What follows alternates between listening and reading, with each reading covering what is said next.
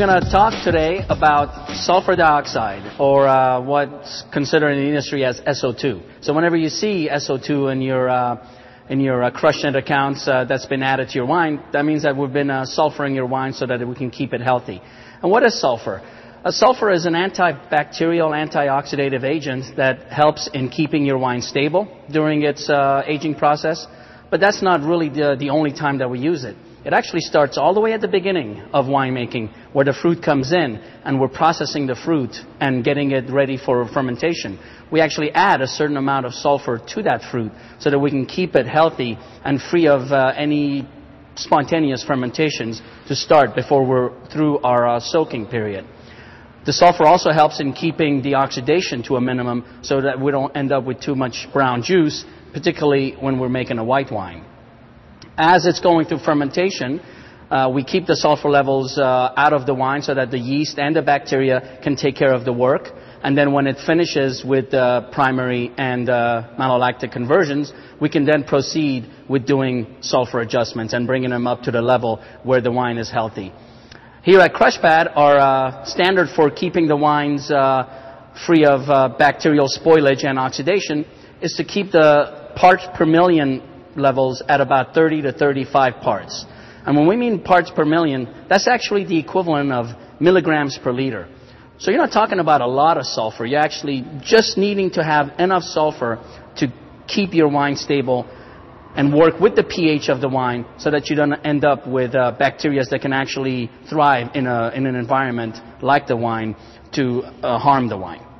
So here's Chuck, and he's about to actually add sulfur to one of our wines. This is a Cabernet Sauvignon that just was confirmed dry, both malolactic as well as primary, by our crack team of lab personnel. So what Chuck's going to do is he's going to actually add 100 mils of 9% sulfur solution to the barrel. So what Chuck will do then, after adding the 100 mils per barrel of 9% solution, he goes in there and actually stirs the solution into the wine, and you have a protected wine.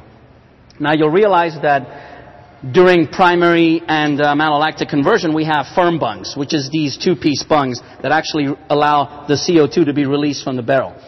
Once the sulfur has been added, Chuck will then replace that firm bung with a solid bung. Now the wine will be completely sealed, it will be in an anaerobic environment, and we won't have any popping happening because there's no more CO2 generating. There you go, Chuck. Thank you.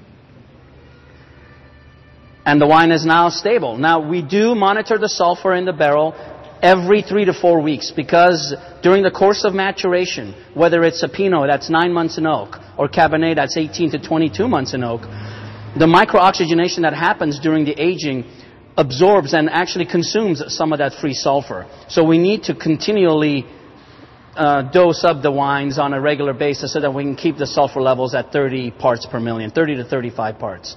Again, as I mentioned earlier, it does depend on the pH, but anywhere between 25 and 35 parts per million of sulfur should be adequate to keep any of your wines healthy. One of the other solutions that we use besides liquid is actually the powder form. These are sachets of sulfur, and we have them in two different levels, 2 grams and 5 grams. 5 grams are used if you're looking at making a larger adjustment, like a 20 to 25 part addition of sulfur. And the 2 gram ones are the very, very small additions of 9 parts per million. And the initial sulfur, the one that Chuck just did, once we deem a wine dry, that's done with liquid sulfur. And the little adjustments that we do 2 months later, 6 months later, we can actually use these 2 gram sachets and get our 9 parts added to the wine and keep it nice and stable. And as I mentioned, we do monitor the sulfur levels on a periodical, or on a pretty regular basis, 3 to 4 weeks, and we actually take it all the way up to bottling. And we do that final sulfur adjustment prior to moving the wine into the bottle, so that then we have a very healthy product post-bottling.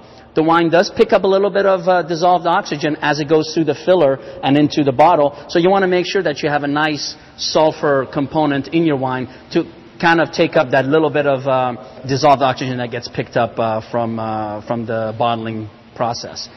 Many of our wines here, whether it's a Pinot or a Cab or a Syrah, undergoes a few days of cold soak. And during that time, it's important to keep any kind of activity, whether it be yeast or bacterial, out of the way. So the addition of sulfur is quite important during the processing phase.